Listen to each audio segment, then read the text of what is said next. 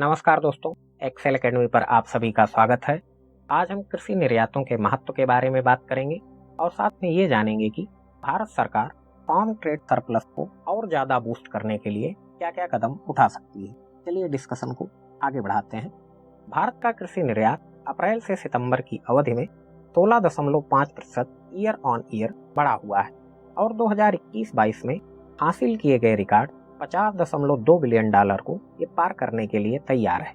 और दिलचस्प बात यह है कि जिन वस्तुओं के निर्यात पर अंकुश लगाया गया है, जैसे गेहूं, चावल और चीनी, इनके शिपमेंट में भी जबरदस्त उछाल हमको दिखाई दिया है। सरकार ने 13 मई को गेहूं के निर्यात पर रोक लगा दी थी। फिर भी कॉमर्स मिनिस्ट्री के आंकड़ों के अनुसार अप्रैल से सितंबर की अवधि के दौरान गेहूं का निर्यात 45.9 लाख टन था, जो कि पिछले साल की समान अवधि यानी हमने 23.76 लाख टन का निर्यात किया था पिछले वर्ष, और ये उससे इस बार 2 गुना है। 24 मई को चीनी निर्यात फ्री से रिस्ट्रिक्टेड लिस्ट में ट्रांसफर किया गया था। इसके साथ वर्ष 2021-22 में अक्टूबर से सितंबर की अवधि में कुल चीनी निर्यात को 100 लाख टन पर सीमित कर दिया गया था। 8 सितंबर को सरकार ने टूटे चावल के निर्यात पर रोक लगा दी थी तथा नॉन परबॉइल्ड और गैर बासमती चावलों के शिपमेंट पर 20% ड्यूटी भी इम्पोज की गई थी।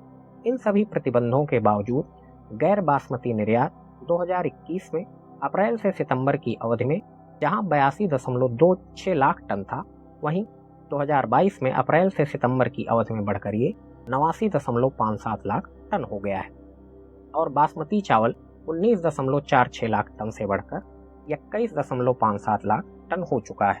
अप्रैल से सितंबर की अवधि में चीनी निर्यात को अगर हम मूल्यों के संदर्भ में देखें तो 45.5% की वृद्धि हुई है, बढ़ोतरी हुई है और ये $2.65 बिलियन हो चुकी है। और 2021-22 में वित्तीय वर्ष में $4.6 बिलियन के सर्वकालिक उच्च स्तर को पार करने की उम्मीद जताई जा रही है। हालांकि निर्यात में प्रभावशाली वृद्धि होने के साथ साथ आयात में भी अच्छी खासी वृद्धि हमको दिखाई दे रही है। इसको हम कुछ आंकड़ों के माध्यम से समझने की कोशिश करते हैं। यहाँ पे सबसे पहले आप टेबल 1 देखिए, जो कि इंडियाज एग्रीकल्चरल ट्रेड दिखा रहा है हमको। तो अगर टेबल 1 के जरिए हम इसको समझने की कोशिश करें तो वर्ष 2021-22 में यहाँ पर आप देख सकते हैं, वर्ष 2021-22 में हमने रिकॉर्ड निर्यात किया था $50.24 बिलियन का और इंपोर्ट किया था हमने $32.42 बिलियन का, जिसमें हमको $17.8 बिलियन का सरप्लस दिखाई दे रहा है। और वहीं अगर हम 2013-14 की बात करें तो यहाँ पर आप देखिए, यहाँ पर हमने एक्सपोर्ट किया था $43.25 बिलियन का और इंपोर्ट किया था $15.53 बिलियन का, और यहाँ पर हमारा सरप्लस $27.72 बिलियन है। स्पष्ट है कि ये तुलनात्मक रूप से 2021-22 का जो हमारा सरप्लस है वो उससे काफ़ी ज़्यादा कम है। चालू वित्तीय वर्ष के पहले 6 महीने में सरप्लस की कमी तुलनात्मक रूप से दिखाई दे रही है। इसका कारण ये है कि निर्यात 16.5% हुआ है, जबकि आयात हमारा 27.7% हुआ है। कृषि व्यापार में सरप्लस मायने रखता है साथियों, क्योंकि यह सॉफ्टवेयर सेवाओं के अलावा यही एकमात्र ऐसा क्षेत्र है जहां भारत को कुछ तुलनात्मक रूप से लाभ।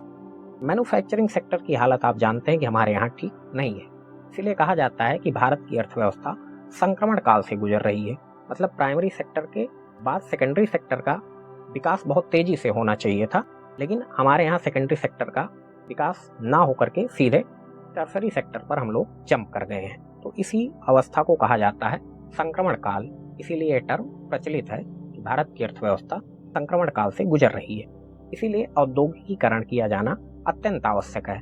ऐसे में अगर हमारे यहाँ कृषि में सरप्लस रहता है तो ये बहुत बड़ी बात है, क्योंकि ओवरऑल हमारा जो करंट अकाउंट डेफिसिट है वो बढ़ता ही जा रहा है। वर्ष 2021 में अप्रैल से सितंबर तक की अवधि में हमारा करंट अकाउंट डेफिसिट वो $76.25 बिलियन था, जो इस साल की इसी सेम अवधि में, सेम पीरियड में 146.55 बिलियन हो गया है। इसी अवधि के दौरान कृषि व्यापार में सरप्लस या अधिशेष वो $7.86 अरब से घटकर $7.46 अरब हो चुका है। अब आइए फिर से कुछ आंकड़ों पर नजर डालते हैं। तो यहाँ पर आप देख सकते हैं एक टेबल 3 है हमारे पास, जिसमें भारत की शीर्ष कृषि निर्यात वस्तुओं को दिखाया गया है, India top agri exports item. तो इनमें लगभग 15 वस्तुएं हैं जिन्होंने 2021-22 के दौरान $1 बिलियन से अधिक का रेवेन्यू जनरेट किया है। यदि हम कपास और मसालों को छोड़ दें, यहाँ पर आप देखिए रॉ कॉटन है और उसके बाद यहाँ पर हमारा ये है मसाले, स्पाइसीज, तो इनको अगर हम छोड़ दें तो सभी ने चालू वित्तीय वर्ष की पहली छमाही में भी सकारात्मक वृद्धि दर्ज की है।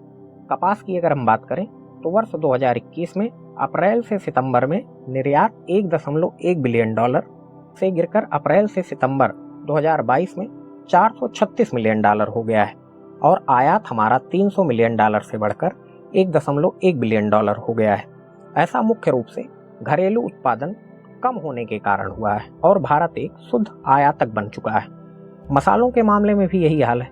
वेजिटेबल ऑयल्स का हमने सबसे अधिक निर्यात किया है। यहाँ पर आप देखिए टेबल 2 वेजिटेबल ऑयल, यहाँ पर 2021-22 में 18,991.62 2021-22 के दौरान और अप्रैल से सितंबर 2021 में 8,862.38 और उसके बाद अप्रैल से सितंबर 2022 की अवधि में 11,000 इकाई, दहाई, सैकड़ा, हजार, 10,000 11,097.72, यानी कि लगातार हमारा एग्रीकल्चरल इंपोर्ट ये बढ़ता जा रहा है वेजिटेबल ऑयल का।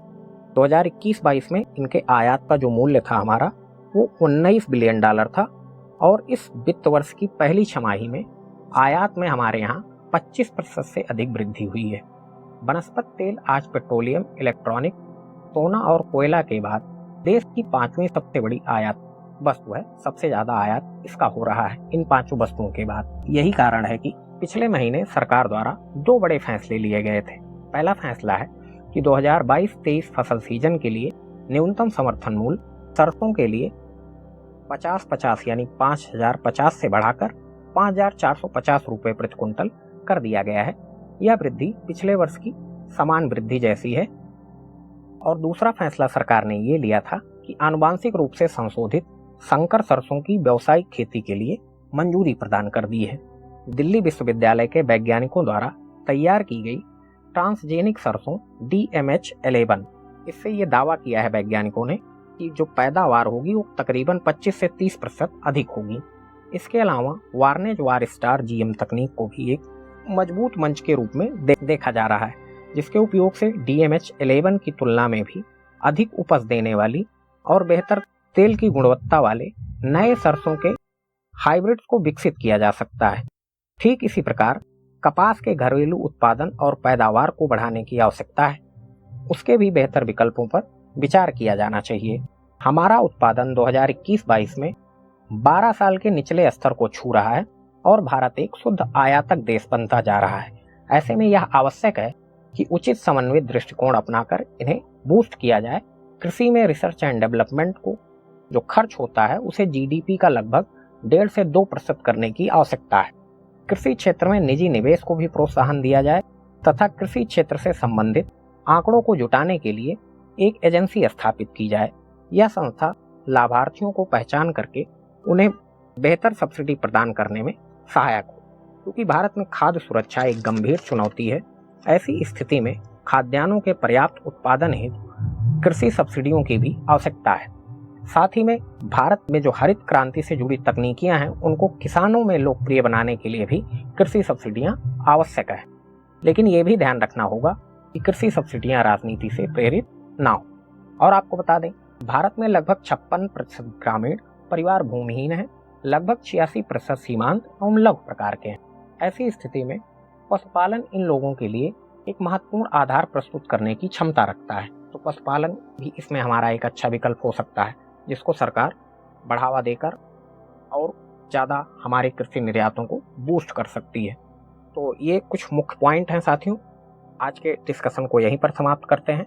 आशा करता हूँ कि आपको काफ़ी कुछ जानने और सीखने को मिला होगा और आपसे अनुरोध है कि चैनल को सब्सक्राइब करना ना भूलें, ज़्यादा से ज़्यादा लोगों के साथ शेयर करें। मिलते हैं किसी नेक्स्ट और इंटरेस्टिंग टॉपिक के साथ।